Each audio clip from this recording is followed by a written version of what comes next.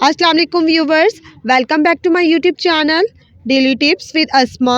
इशवा नाम का शुमार लड़कियों के नामों में होता है।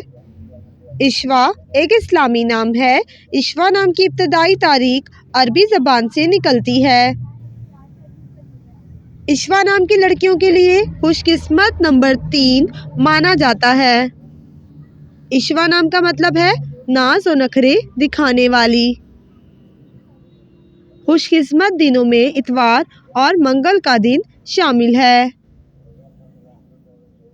इशवा नाम का शुमार इंटरनेट पर सबसे ज़्यादा सर्च होने वाले नामों में से होता है।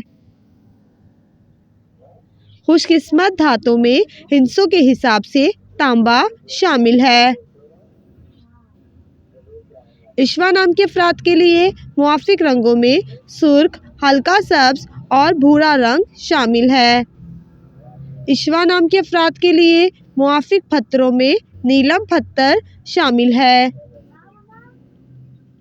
फ्रेंड्स, अगर आप अपने नाम का मतलब जानना चाहते हैं तो कमेंट बॉक्स में अपना नाम